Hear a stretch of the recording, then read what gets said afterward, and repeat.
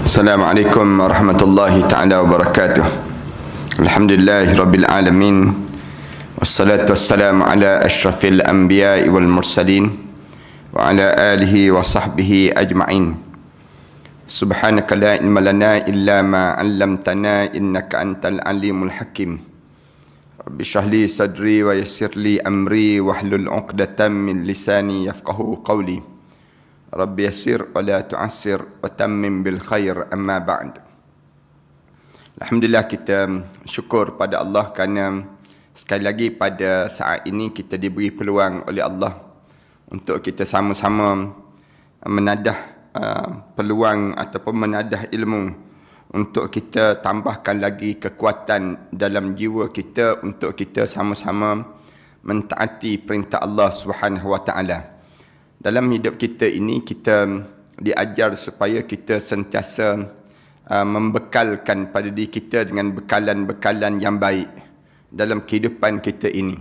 Bekalan yang terbaik untuk kita lakukan ialah kita kuatkan hati kita dan jiwa kita untuk kita berhadapan dengan setiap ujian-ujian hidup, dan juga kita berhadapan dengan satu suasana yang kita akan lalui satu masa yang akan datang nanti, iaitu suasana pada mahsyar Allah, suasana akhirat Allah, dan suasana-suasana yang banyak yang kita akan lalui pada masa yang akan datang nanti.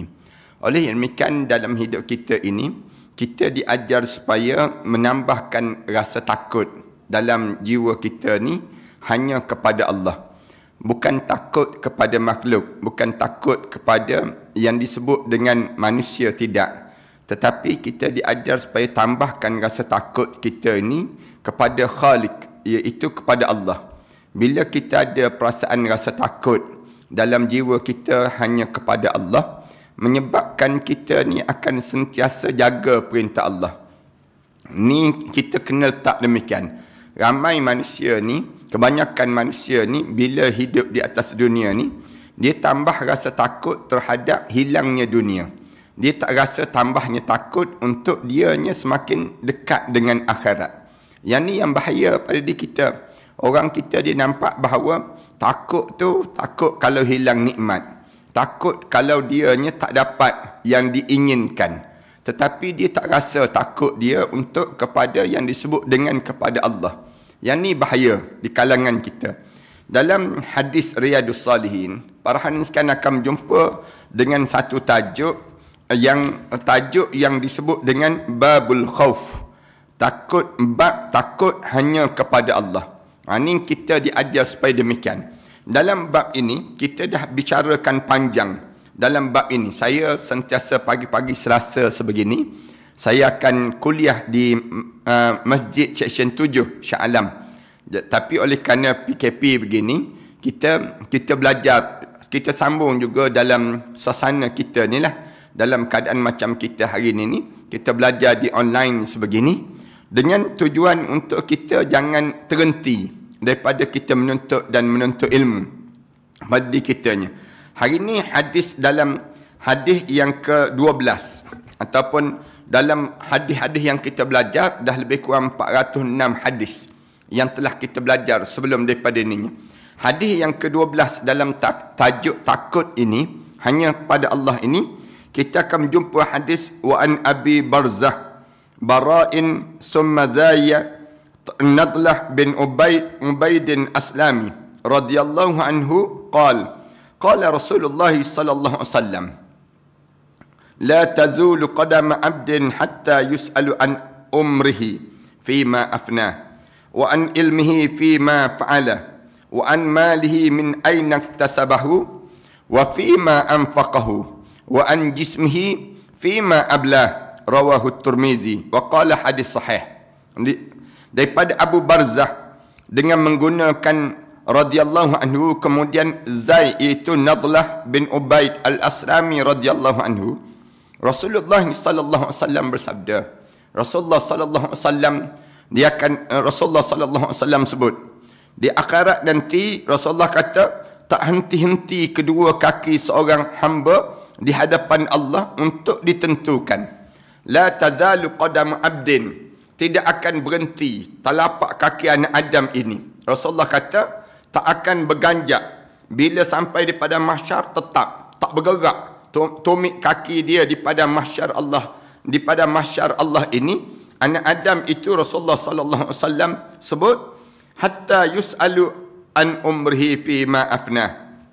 Sehingga ditanya tentang 4 perkara pada diri dia. Tentang 4 perkara ni akan ditanya pada seorang anak Adam ni. Apa dia yang ditanyanya? An umrihi fi ma afnah. Tentang umur dia, ke mana dia habiskan dalam hidup dia. Ni. Yang pertama, bila berdiri di padang mahsyar nanti, cuba kita bayangkan macam mana Allah tanya pada kita tentang umur kita. Habis kat mana sebenarnya umur kamu? Umur kamu ni habis atas tempat tidur ke? Atas katil ke? Ataupun kamu habiskan dekat meja makan ke? Ataupun kamu habiskan di atas jadah ke? Ataupun kamu habiskan kat mana dalam hidup kamu? Cuba kamu tanya umur kamu ni. Yang Allah bagi pada diri kamu ni umur. Umur ni dipanggil modal hidup. Modal dalam hidup seseorang. Kita ni, kalau kita berniaga, mesti kita ada modal. Kalau kita nak buat sesuatu, kita memulakan dengan modal, dia panggil. Baik Allah, bila Allah bagi pada manusia, hidup atas dunia ni, Allah bagi modal untuk hidup. Modal hidup ni apa dia? Umur. Umur ni dipanggil modal hidup seseorang. Maknanya Allah Subhanahu Wa Taala bukan bagi nak suruh kamu sia-siakan habis masa main game, misal contohnya. Habis masa dalam hidup kita borak yang tak apa-apa tajuknya. Ataupun habis masa kita depan TV. Tengok apa dia? Tengok Tom and Jerry. Misal contohnya demikian. Habis masa kita ni, dalam hidup kita ni buat apa? Sebenarnya umur kita ni kita habiskan masa untuk apa dia? Yang ni Allah akan tanya. Start daripada kita mula akil balik, sampailah kita ni menghadap di hadapan Allah. Bila kita menghadap di hadapan Allah, kemudian dalam keadaan kita ni menghadap depan Allah Subhanahu Wa Taala, kita habiskan masa kita ni, umur kita ni ke mana dalam hidup kita? Allah tanya, kamu buat apa pada masa ni? Kamu buat apa dia pada masa ni? Dalam hidup kamu buat apa dia? Bila tanya soalan ini pada seorang hamba tersebut, dia kena jawab. Hamba ni kena jawab. Aku buat macam ni, aku buat macam ni. Semua di kalangan kita kena jawab. An umrihi fi ma afnah. Tu yang pertama yang akan ditanya. Bila kita dengar dia begitu Rasulullah sebut ni, takut kitanya. Takutlah jangan bazirkan masa dalam hidup. Jangan habiskan peluang yang Allah bagi pada diri kita ni, peluang umur kita ni habis begitu saja, jangan. Yang pertama, Allah akan tanya. Allah akan tanya soalan ni. An umrihi fi ma afnah. Tentang umur dia, ke mana dia habiskan. Yang kedua, wa an ilmihi fi ma fa'ala. Yang kedua, tentang ilmu yang kamu dapat. Kamu buat apa dia terhadap ilmu kamu yang kamu dapat. Aku bagi pada diri seorang ni ilmu yang berbeza-beza. Yarfa'illahu alladhina amanu minkum walladhina utul ilma darajat. Dan aku mengangkat orang yang beriman di kalangan kamu dan orang yang diberi ilmu beberapa darjat yang tinggi di sisi Allah Subhanahu Wa Taala. Maknanya dalam hidup kita ni, bila Allah Subhanahu Wa Taala bagi pada kita ni ilmu, bagi pada diri kita ilmu, jangan kita ni simpan ilmu, jangan. Sebab tu Islam ni diajar, jangan kamu secretkan ilmu kamu, jangan kamu sembunyikan ilmu kamu. Tetapi ilmu kamu ni kamu kena sebar-sebarkan pada orang. Bila kamu sebar pada orang, ia menunjukkan kamu terlepas daripada apa dia? Persoalan bila ditanya di akhirat nanti, aku bagi kamu ilmu, kenapa kamu tak ajar pada orang? Ni, kenapa kamu sembunyikan ilmu tersebut? Ni yang menunjukkan kita boleh jawab, ya Allah, aku mengajar, aku sebut pada orang, cuma orang tak nak dengar. Itu masalah lain lah. Itu bukan masalah aku, tapi kerja aku sentiasa berdakwah. Aku sentiasa bagi tahu pada orang tentang ilmu yang kamu bagi pada aku. Itu cara kita sebagai seorang mukmin. Kita diajar supaya ilmu ni jangan disembunyi. Siapa yang ada ilmu, sikit ilmu pun pada dia, sebar-sebarkan. Sekarang kan kita ada WhatsApp, kita ada SMS, kita ada Facebook, kita ada Instagram, kita ada banyak ruangan-ruangan untuk nak sebar ilmu. Maka gunakanlah ruangan sebar ilmu ini untuk kita bagi tahu. Siapa nak dengar, dengar. Siapa yang tak nak dengar, itu dijawab depan Allah nanti. Manakala kita, kerja kita yang ada ilmu ni, tolong bagi tahu pada orang. Jangan sembunyikan ilmu yang Allah bagi pada setiap di kalangan kita. Bila kita sembunyikan ilmu, maka di akhirat nanti Allah tanya, kamu ada ilmu? Aku tak ada, dia jawab. Ilmu masak tu, misal contohnya, ilmu masak, yang kamu sembunyi ilmu masak kamu, kenapa? Ilmu buat sambal, misal contohnya. Ilmu buat apa dia? Ilmu yang disebut dengan masak. Orang lain masak tak menjadi, kamu masak menjadi. Kamu buat kek, jadi elok. Manakala orang lain buat kek, jadi jemput-jemput, dia panggil demikian. Jadi apa dia? Tak jadi kek, misal contohnya. Ni ilmu. Ilmu dalam hidup kita ni, sebarkanlah di kalangan orang. Ilmu menghias. Ilmu apa dia? Banyak ilmu yang ada di kalangan kita. Ada orang yang dapat ilmu untuk trade. Ada orang yang ada ilmu untuk mendapatkan lagi duit yang banyak. Ada orang yang ada ilmu untuk dianya, perniagaan dia sukses. Dalam hidup dia ni, banyak benda ilmu yang ada ni. Sebar-sebarlah. Jangan sembunyi di kalangan kita ilmu ni. Bila kita sembunyi ilmu, di akhirat nanti Allah akan tanya, wa an ilmihi fima amit fa'ala. Terhadap ilmu kamu buat apa dia? Terhadap ilmu yang kamu ada tu, sama ada kamu ajar orang, ataupun kamu beramal ataupun tak beramal dengan ilmu yang kamu ada pada diri kamu. Kamu ajar orang, ataupun kamu sendirinya dalam keadaan beramal dengan ilmu-ilmu yang kamu ada pada diri kamu tadi. Dua, yang menyebabkan orang yang ada ilmu, dia rasa bimbang dia. Aku ada ilmu dah. Aku ni PhD dah. Aku ni belajar BA dah. Aku ni belajar dah peringkat magister dah. Master dah. Aku ni belajar ilmu banyak dah dalam hidup aku ni. Berbagai-bagai kursus dah aku ada dalam hidup aku. Tiba-tiba, kenapa aku ni masih lagi dalam keadaan yang dalam keadaan pada diri aku ni dipanggil sentiasa ada je yang disebut dengan benda-benda yang demikian terjadi pada diri aku ni sendiri. Ni nak sebutnya pada diri kita ni dalam hidup kitanya, untuk kitanya menyebarkan ilmu. Nak gambarkan pada diri kitanya di kalangan kita. Ilmu biar kita ni sentiasa untuk kita ni pastikan pada diri kitanya dalam keadaan kita dapat manfaat daripada kita memberi manfaat kepada yang disebut dengan yang pada orang ramai kerana ilmu yang ada pada diri kita ni. Dua. Yang tiga, wa an malih min aina tasabahu, terhadap harta benda dia yang dia miliki akan ditanya min aina tasabahu, daripada mana kamu dapat harta benda ini, wa fi ma anfaqahu, ke mana kamu belanjakan harta benda ini. Tu diajar supaya kitanya pada diri kita ni untuk kita pastikan diri kita ni, pada diri kita harta benda Allah tanya dua sumber. Min aina tasabahu, kamu dapat daripada mana? Kemudian lepas pada kamu dapat, kamu belanja ke mana? Dua ni Allah akan tanya demikian.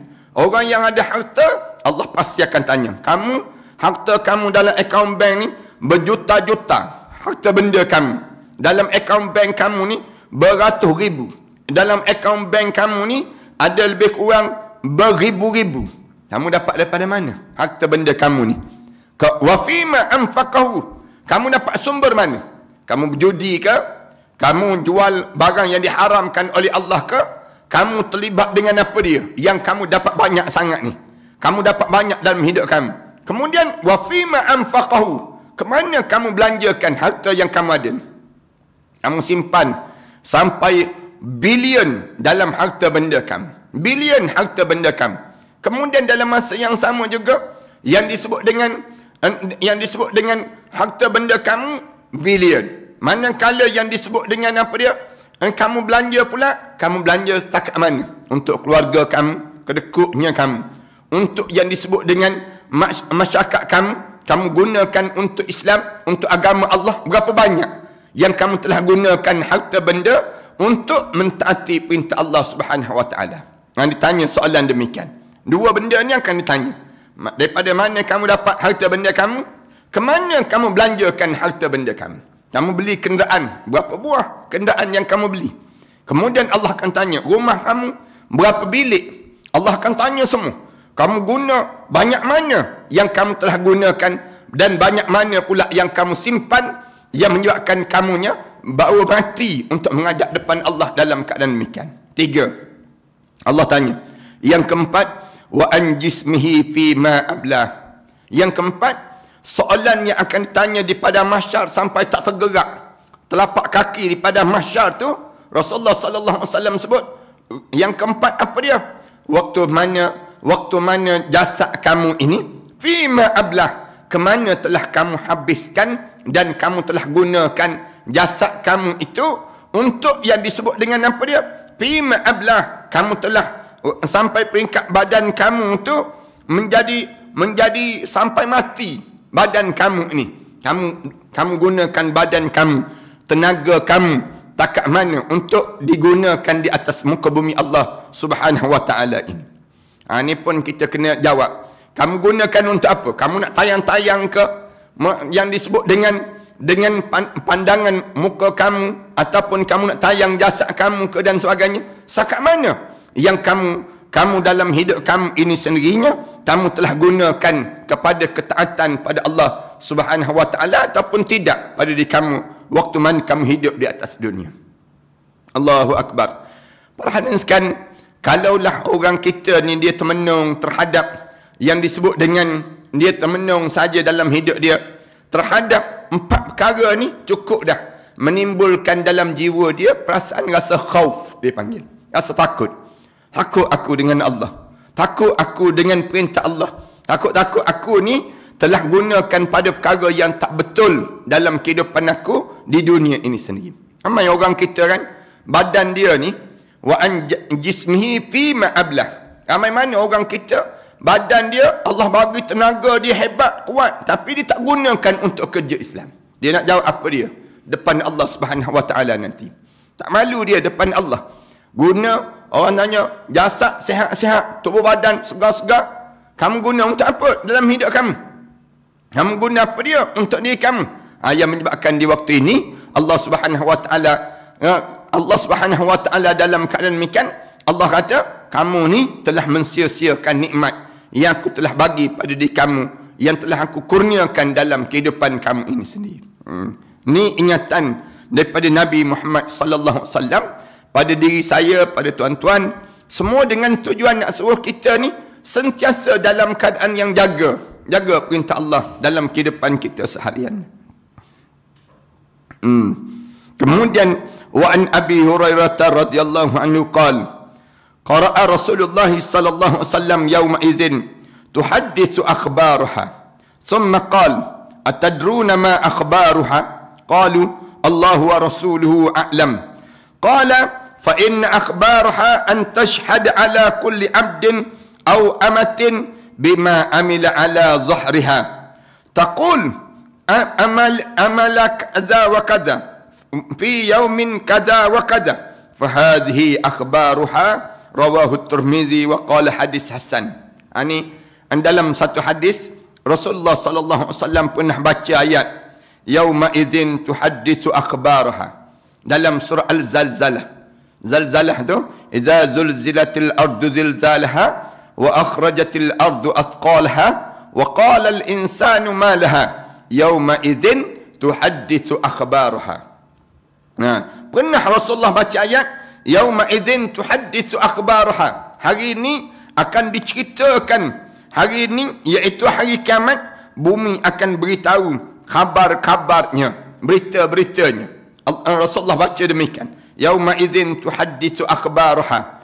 Pada hari ini bumi ni akan bercakap, bagi tahu satu-satu pada Allah Subhanahu wa taala tentang akhbaraha, tentang apa yang dilalui dalam perjalanan dia jadi bumi ni sendiri. Bumi ni akan cerita pada Allah. Lalu Rasulullah sallallahu alaihi wasallam tanya sahabat-sahabat, atadruna ma akhbaruha? Kamu tahu tak maksud apa dia yang dimaksudkan dengan akhbaruha tu? yang nak diceritakan itu? Sahabat-sahabat jawab, Allah wa rasuluhu a'lam. Allah dan juga Rasulullah yang lebih mengetahui. Ni adab sahabat-sahabat dengan Rasulullah. Rasulullah pun tanya tu dengan tujuan nak suruh ambil perhatian, dia panggil. Rasulullah dah tahu dah. Sahabat-sahabat ni tak tahu nak jawab. Tapi cara Rasulullah dalam mendidik sahabat-sahabat ni, Rasulullah salah satu caranya ialah Rasulullah akan tanya soalan. Dengan tujuan, bila Rasulullah timbulkan persoalan ini, sahabat-sahabat akan celik mata. Sahabat-sahabat akan tanya Rasulullah sallallahu alaihi wasallam. Sahabat-sahabat nak tahu apa dia yang Rasulullah nak bagi tahu. Lalu disebut Allah wa rasuluhu a'lam. Allah dan juga Rasulullah yang lebih mengetahui. Bila tahu saja begitu, lalu Rasulullah sallallahu alaihi wasallam sebut, fa inna akhbaraha an tashhad ala kulli abdin. Akhbaraha ini di mana seorang hamba itu akan menjadi saksi. Di mana Rasulullah sebut sesungguhnya akan diberitahu itu ialah bahawa bumi akan menyaksikan pada setiap perbuatan hamba-hamba ini. Bumi ini ala kulli abdin. Allah jadikan bumi, dia akan sebut pada seorang lelaki ataupun seorang perempuan.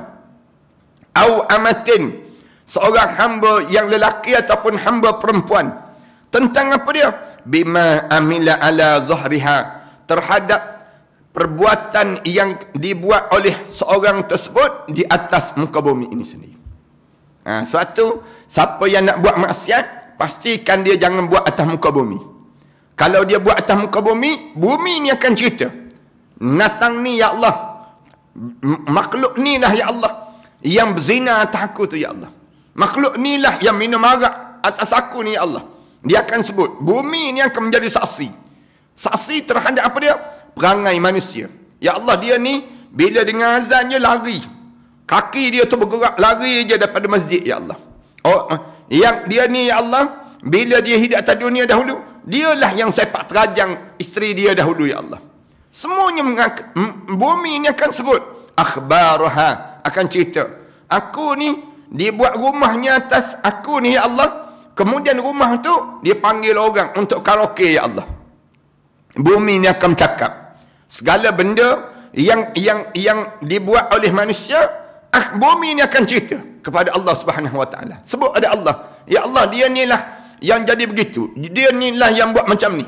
Ada bumi yang puji manusia, ada bumi yang cela manusia dan juga jin. Nak sebutnya gambaran dalam hidup kita ni, pastikan diri kita ni jangan buat benda yang dilarang oleh Allah. Biar ada rasa takut. Takut aku. Kenapa? Bumi ni jadi saksi. Akhbaraha. Bumi ni akan menjadi saksi terhadap yang disebut dengan apa yang dilakukan di atas muka bumi ini sendiri. Perihal apa yang dilakukan di atas muka bumi ini. Bumi ni akan mengucap, bumi ni akan sebut apa dia? Taqul amila kaza wa kaza. Dia berbuat begitu dan buat begini ya Allah. Dan fi yaumin kaza wa kaza. Pada hari itu dan pada masa itu ya Allah. Inilah yang dimaksudkan dengan akhbaraha. Rasulullah sebut akhbaraha tu dalam ayat Az-Zalzalah, surah Al-Zalzalah yang kita baca tu, yang disebut dengan akhbaraha, maknanya bumi sebut, ya Allah, akulah yang melihat orang tu buat begini, akulah yang buat orang tu buat begini pada hari itu, pada masa tu, ketika itu, di atas aku ni Allah, dia buat benda-benda yang dilarang oleh kamu ataupun dia buat benda-benda yang disuruh oleh kamu ya Allah. Nak lari ke mana dalam hidup ni? Bila kita tahu begitu, anda berani kita nak, anda ke perasaan dalam jiwa kita ni berani nak buat benda yang dilarang oleh Allah? Tak berani lah pada diri kita. Bila kita tanamkan dalam jiwa kita ni perasaan yang kitanya, aku ni kalau sekiranya aku buat juga, nanti di akhirat nanti didedahkan balik segala perbuatan-perbuatan yang buruk yang aku lakukan di atas dunia ini sendiri. Allahu Akbar. Kemudian wa an Abi Sa'id Al-Khudri radhiyallahu anhu qala Rasulullah sallallahu alaihi wasallam, kaifa an'am wa sahibul qarni qad iltaqama al-qarna wastama'a al-idhna mata yu'maru bil nafkhi fayanfukh faka'anna dhalika thaqul ala ashabi Rasulillah sallallahu alaihi wasallam faqala lahum qulu hasbunallah wa ni'mal wakil, rawahu Tirmizi wa qala hadis hasan. Yang disebut daripada Abu Sa'id Al-Khudri radhiyallahu anhu, kata dia, Rasulullah sallallahu alaihi wasallam bersabda, Rasulullah sebut, bagaimanakah saya akan dapat bersenang-senang dengan malaikat yang tugas yang sedang menunggu saat untuk meniup sangkakala, sudah diletakkan di mulutnya pada hujung sangkakala sebagai tanda sudah dekatnya hari kiamat. Rasulullah sebut, kaifa an wa sahibul qarni qad taqamal qarna wastama'al izna mata yu'maru bin nafqa fayanfukh. Sambil mendengar perintah, bila saja diperintahkan untuk ditiup, maka seketika itu juga dia akan tiupnya. Rasulullah kata, macam mana aku ni nak rasa hidup lapang je, sedangkan masa nak kiamat ni dah dekat dah. Zaman Rasulullah kata, malaikat yang nak tiup sangkakala tu dah letak dah di bibir dia, untuk di mulut dia tu untuk nak tiup sangkakala. Nak tiup, bila diarahkan tiup, maka tiup, maknanya berlaku kiamat. Aku nak suruh rehat macam mana, aku nak bergelak tawa macam mana. Rasulullah sallallahu alaihi wasallam sebut demikian, fa ka'anna dhalika thaqula ala ashabi Rasulullah. Bila Rasulullah sebut dia begitu, menjadi berat sekali ke atas sahabat-sahabat Rasulullah. Sahabat-sahabat Rasulullah dengar tu, rasa semua takut je. Thaqula, jadi berat, jadi beban. Dengar Rasulullah macam kita dengar berita yang membebankan diri kita. Bila kita dapati macam zaman kita sekarang ni kan, datang berita tuan disahkan COVID misal contoh, Allah berat badan, berat rasa tu badan ini. Ada setengah orang tu bila disahkan dia ada penyakit, dia jadi rasa terbeban pada diri dia. Sahabat-sahabat ni bila dengar sahaja dia dalam keadaan yang trompet tu, sangkakala tu dah berada di bibir malaikat dah, tunggu masa nak fuh saja tersebut, malaikat sahabat-sahabat ni jadi beban, jadi berat tu badan. Masing-masing mikir macam manalah keadaan ini. Lalu bila sebut saja begitu, Rasulullah sallallahu alaihi wasallam nak suruh ringan sikit, nak suruh jangan rasa berat sangat. Rasulullah sebut, sebutlah kata Rasulullah, hasbunallah wa ni'mal wakil. Tiap kali mana kamu rasa terbeban, kamu sebutlah hasbunallah wa ni'mal wakil, memadailah bagi Allah sebaik-baik penjaga. Hasbunallah wa ni'mal wakil, cukuplah semuanya kita serah diri pada Allah. Dialah sebaik-baik zat yang sepatutnya diserah kepada dia segala masalah-masalah dalam kehidupan ini. Maknanya kita ni bergantung harap kepada Allah Subhanahu Wa Taala, kerana kita ada perasaan rasa takut itu dalam jiwa kita. Allahu Akbar. Ni ingat ya, siapa yang dia rasa, Ustaz, saya ni kalau dengar Ustaz ceramah, saya dengar je orang tu ceramah, orang ni ceramah, saya jadi rasa takut Ustaz. Ada di kalangan kita sebut demikian. Jadi Rasulullah ajar macam mana nak buat. Bila kamu rasa takut tu, sebut hasbunallah wa ni'mal wakil, memadailah kami bagi Allah sebaik-baik penjaga, wala haula wala quwata illa billah. Ni, dan tidak ada kekuatan dan tidak ada keupayaan kecuali kami bergantung kepada Allah Subhanahu Wa Taala.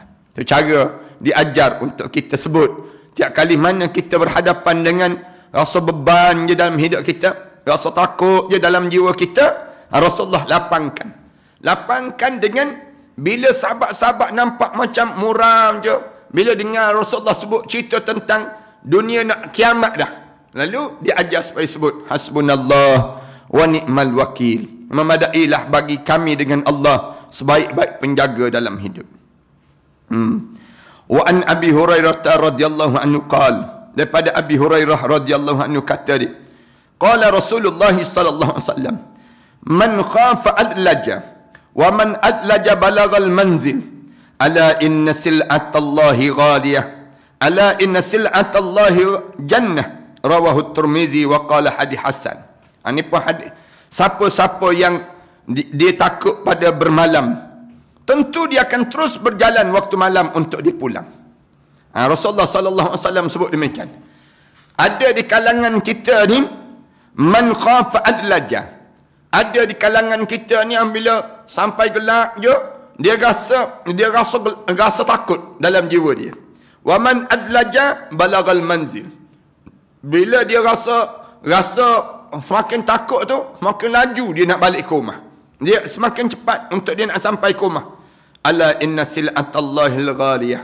Hendaklah kamu tahu, harta benda Allah itu mahal sekali. Syurga-syurga ni mahal. Ingatlah bahawasanya harta benda Allah yang dimaksudkan itu yang berharga itu ialah syurga Allah Subhanahu wa taala. Kalau kamu rasa takut malam kan, bila masuk malam je Rasulullah kata kamu datang perasaan takut. Takut kamu tu lagi laju kamu dengan nak balik ke rumah. Kamu lagi cepat nak balik ke rumah kan? Rasulullah sebut demikian. Demikian juga dengan sil'atallahil ghaliyah. Harta benda Allah ni mahal. Bila kamu ada perasaan takut, lagi cepat kamu nak masuk syurga. Itu cara Rasulullah ajar pada diri kita ni. Ingat, harta benda yang mahal yang dimaksudkan itu ialah syurga Allah Subhanahu wa taala. Ala inna sil'atallahil ghaliyah. Rasulullah sebut, hendaklah kamu ingat, ala inna sil'atallahil ghaliyah. Harta benda Allah itu sil'ah. Sil'ah ni maknanya pemilikan Allah itu bernilai sangat. Benda yang menilai ni, bila kamu rasa takut, lagi kamu nak kepada benda yang menilai Allah, yang Allah sediakan untuk kamu. Apa dia? Syurga Allah Subhanahu wa taala. Senang je analogi yang Rasulullah gunakan untuk diri kita. Bukan kita semakin jauh dengan syurga, tidak. Semakin kita takut, semakin kita rasa nak cepat. Sebagaimana nak cepat masuk dalam syurga. Sebagaimana kita bila sampai waktu malam, kita gelap, semakin kita rasa takut. Jalan seorang-seorang. Jalan Gua Musang lama. Misal contoh, daripada Kuala Lipis nak sampai ke Gua Musang. Seorang-seorang. Malam pula. Pukul 2 pagi, pukul 3 pagi. Jalan hujan lebat pula. Misal contohnya. Nak suruh cepat je sampai di Gua Musang. Kalau orang yang bawa kereta seorang-seorang, Allah takut ni, Allah sajalah yang tahu. Jiwa ni, dalam hujan lebat, kilat, petir, sambar menyambar, kemudian seorang pula dalam kawasan jalan sempit, hutan belantara, dalam keadaan bawa kenderaan seorang-seorang. Tuan-tuan yang pernah melalui jalan lama Gua Musang tu, tuan-tuan tahulah macam mana takutnya di saat itu. Ataupun orang yang daripada Seremban, daripada Senawang nak pergi ke apa dia di Negeri Sembilan tersebut, di antara jalan tersebut, jalan putus-putus, bukit-bukit putus tu, misal contohnya. Jalan yang demikian tu, Allah sajalah yang tahu. Hujan lebat pula. Kemudian dalam keadaan yang bengkang-bengkok pula. Naik, turun pula. Bukit bukau, gunung ganang ini. Dalam keadaan rasa ketakutan dalam jiwa dia. Allahu Akbar. Nak rasa cepat kan sampai? Ya, demikianlah. Nak cepatnya sampai. Oleh kerana demikian, dalam hidup kamu ini, maka begitulah kamu nak suruh cepat masuk dalam syurga, kamu kena ada perasaan takut itu dalam jiwa kamu. Wa an Aisyah radhiyallahu anha qalat, sami'tu Rasulullah sallallahu alaihi wasallam yaqul, yuhsyarun nasu yaumal qiyamah khufatan uratan ghurlan. Qultu ya Rasulullah, ar-rijal wan nisa'u jami'an yanzuru ba'duhum ila ba'd. Qala ya Aisyah al-amru ashaddu min an yuhimmahum dhalik. Kemudian daripada Aisyah radhiyallahu anha, dia kata aku dengar Rasulullah bersabda. Rasulullah sebut apa dia? Yuhsyarun nasu yaumal qiyamah, dibangkitkan manusia pada hari kiamat nanti dalam keadaan hufatan uratan ghurlan. Dalam keadaan hufatan, telanjang, uratan, dalam keadaan kaki dia tak ada selipar, kemudian telanjang tu badan dia, ghurlan, dan tidak berkhitan kemaluan dia. Dalam keadaan 3 keadaan, hufatan, uratan, ghurlan. 3 benda ni sedang berlaku pada seseorang ini. Bila sedang berlaku keadaan yang demikian, Rasulullah sallallahu alaihi wasallam sebut manusia bangkit-bangkit itu hufatan, uratan, ghurlan. Dalam keadaan tak ada selipar, kemudian telanjang bogem, kemudian tak bersunat lagi. Dalam keadaan kemaluan dia tak bersunat lagi. Dalam keadaan begitu dah. Qultu, lalu aku tanya, Aisyah tanya Rasulullah, rijal wan nisa jami'an, lelaki perempuan begitu semua ke ya Rasulullah? Yanzuru ba'dhum ila ba', saling memandang kemaluan orang tu, memandang kemaluan orang ni ke ya Rasulullah? Aisyah tanya soalan demikian. Qal, lalu dikatakan pada Sayyidatina Aisyah radhiyallahu anha, ya Aisyatul amru asyaddu min an yuhimmahum dhalik. Wahai Aisyah, urusan di saat mana bangkit di padang mahsyar tu dahsyatnya saat itu, sehingga kan dalam keadaan yang disebut dahsyatnya saat itu tu Aisyah, urusan saat itu tak terfikir dah di antara satu sama lain nak pandang kemaluan orang tu, nak pandang kemaluan orang ni, nak fikir urusan orang, tak ada dah. Kerana takutnya manusia di saat mana bangkit di padang mahsyar Allah dalam keadaan sedemikian rupa. Allahu Akbar. Ni suasana yang kita kena faham. Waktu mana kitanya bangun di padang mahsyar Allah, biar ada perasaan sekarang ni kita dalam keadaan yang masih lagi dalam keadaan yang kita ni rasa pada diri kita ni, rasa takutnya aku kalau aku ni tak bersiap untuk nak menghadap di hadapan Allah Subhanahu Wa Taala. Inilah di antara tajuk yang kita bincang dalam bab yang ke-50. InsyaAllah pada bab minggu yang akan datang nanti kita akan sambung babur raja, bab mengharapkan kepada Allah. Dalam rasa takut tu biar dia harap kepada Allah. Tajuk-tajuk sebegini ni biar kita boleh faham dan kita cerna elok-elok dalam jiwa kita, biar hadam dalam tawadan kita, akhirnya kita jadi kuat dalam jiwa kita mengharungi saat-saat yang sukar dalam kehidupan kita ini sendiri. A'udzubillahi minasyaitanirrajim. Bismillahirrahmanirrahim. Alhamdulillahirabbil alamin. Wassalatu wassalamu ala rasulil amin wa ala alihi wa sahbihi ajma'in. Rabbana iftah bainana wa bain qaumina bil haqq wa anta khairul fatihin. Rabbana zalamna anfusana wa in lam taghfir lana wa tarhamna lanakuna minal khasirin. Rabbana atina fid dunya hasanah wa fil akhirati hasanah wa qina adzabannar. Walhamdulillahirabbil alamin.